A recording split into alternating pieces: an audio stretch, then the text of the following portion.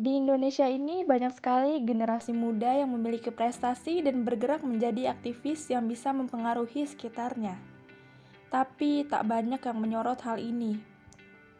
Vayana Alisa Deviani atau yang biasa dipanggil Vayana ini adalah seorang gadis kelahiran 6 Maret 2005. Beliau adalah seorang aktivis muda yang patut kita dengar kisahnya. Vayana adalah seorang winner dari Putri Pendidikan Indonesia tahun 2021 dengan membawa advokasi bernama Libat Emas atau literasi baca tulis untuk generasi emas. Saya punya advokasi, yaitu memang berhubungan dengan pendidikan literasi baca tulis. Jadi memang sejak tahun 2014 saya sudah memulai karir dan advokasi saya di bidang pendidikan literasi baca tulis, khususnya sebagai seorang penulis, karena sampai sekarang alhamdulillah saya sudah menerbitkan 55 buah buku yang beredar di seluruh toko buku di Indonesia. Selain itu juga saya sadar bahwa tidak hanya menulis buku saja yang menjadi keseharian kegiatan saya setiap hari, tapi juga saya beradvokasi untuk sesama, baik itu di lingkungan sekitar di rumah maupun di sekolah dan juga di lingkungan dunia maya. Maka dari itu saya juga merupakan salah satu CEO founder dari Self Grow Indonesia, salah satu organisasi dan platform yang memang berhubungan dengan pendidikan literasi baca tulis untuk anak-anak dan generasi muda di Indonesia.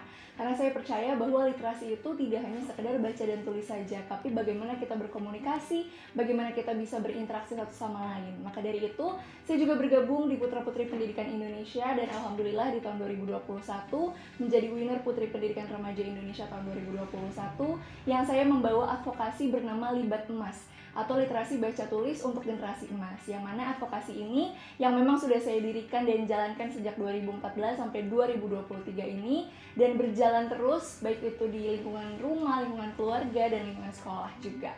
Dan ini memang fokusnya kepada bagaimana saya untuk menjaring teman-teman yang ada di Indonesia ini untuk bisa maksimal dan juga memiliki mindset bahwa literasi itu adalah hal yang penting di Indonesia. Di bidang literasi selaku seorang penulis juga, Vayana sudah menerbitkan sebanyak 55 buah buku yang beredar di seluruh Indonesia. Buku yang saya terbitkan rata-rata itu memang fokusnya terhadap anak, karena memang saya juga salah satu anggota dari pengurus dan fasilitator dari Forum Anak. Jadi sedikit cerita, Forum Anak ini adalah salah satu organisasi di bawah binaannya Kementerian Pemberdayaan Perempuan dan Perlindungan Anak juga.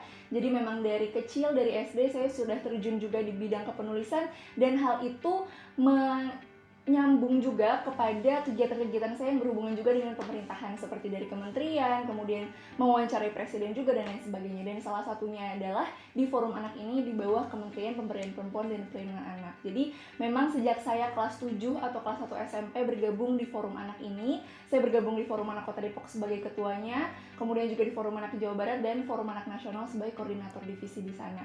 Dan dari saya masuk ke bidang Forum Anak ini, ke organisasi Forum Anak ini, saya jadi sadar bahwa ternyata hak anak di seluruh Indonesia ini adalah hal yang perlu menjadi perhatian kita bersama juga. Dan ini juga selaras dengan kegiatan saya menjadi seorang penulis, karena memang saya menulis dari kelas 2 SD atau usia 7 tahun.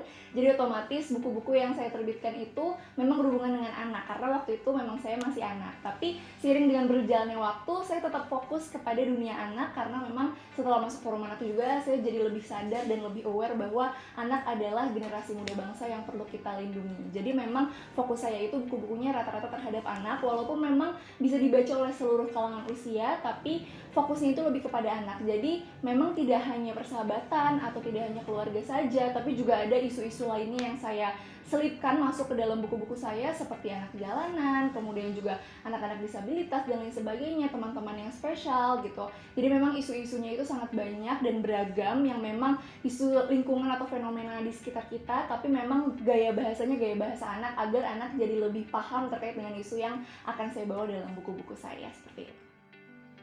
Vayana mengutarakan kalau kita harus punya passion dan potensi kita masing-masing.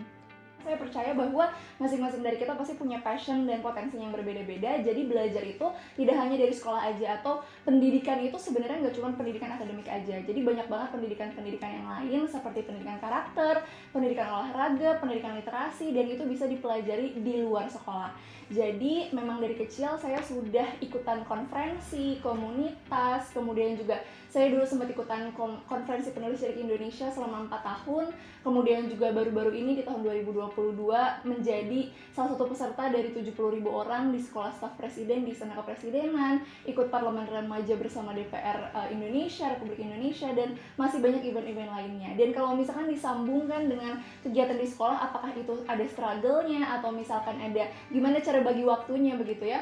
Mungkin kalau sedikit sharing terkait dengan bagaimana saya membagi waktu antara event-event yang ada di luar maupun juga dengan event-event sekolah. Alhamdulillah sampai dengan sekarang saya menduduki peringkat pertama di sekolah dari saya masih SD sampai dengan sekarang, dan hal tersebut bisa karena time management yang saya lakukan. Jadi di sini saya punya salah satu buku yang memang itu rutin saya kerjakan setiap malam. Jadi saya membuat jadwal harian. Jadi setiap malam itu saya membuat jadwal harian sebelum nanti besoknya saya akan melakukan kegiatan. Seperti misalkan jam 9 sampai jam 10 saya ada kelas nih misalkan. Kemudian jam 11 sampai jam 12 saya ngisi acara di mana dan lain sebagainya. Kemudian selain ada jadwal juga, saya juga punya target. Jadi target apa nih yang nanti kedepannya akan saya lakukan. Seperti misalnya saya sekarang juga aktif untuk ngisi-ngisi acara seperti live Instagram, seminar, webinar, training dan lain sebagainya. Itu juga saya tuliskan sebagai bentuk target saya. Misalkan saya nanti mau deh bikin acara sendiri atau bikin seminar sendiri dan lain sebagainya. Jadi saya juga punya target selain punya jadwal itu. Kemudian yang paling pentingnya adalah saya tahu skala prioritas saya. Walaupun saya memang mungkin seorang aktivis muda dan lain sebagainya, seorang penulis, tapi saya tidak melupakan kewajiban saya sebagai seorang pelajar.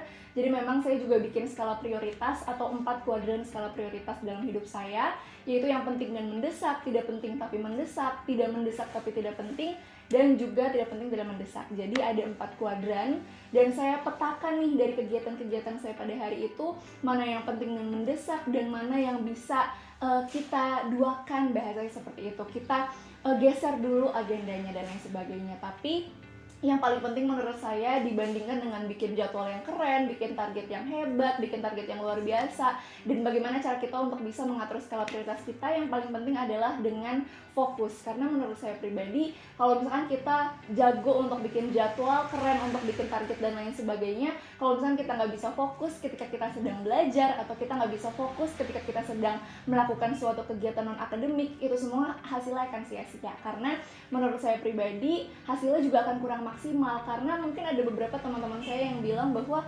multitasking itu adalah hal yang baik. Padahal sebenarnya menurut saya pribadi, multitasking nggak selamanya baik juga teman-teman. Jadi, karena kenapa? Kalau misalnya kita melakukan banyak kegiatan dalam satu waktu, itu kan pasti otak kita akan terpecah belah juga. Dan kalau misalnya kita nggak bisa fokus untuk melakukan hal yang sudah kita kerjakan pada saat itu, nanti hasilnya juga akan nggak 100% semuanya. Jadi memang kalau dari saya pribadi, saya juga di sini belajar untuk bisa fokus terkait dengan kegiatan-kegiatan yang saya lakukan setiap harinya. Mungkin seperti itu. Jadikanlah apa yang orang lain capai sebagai motivasi.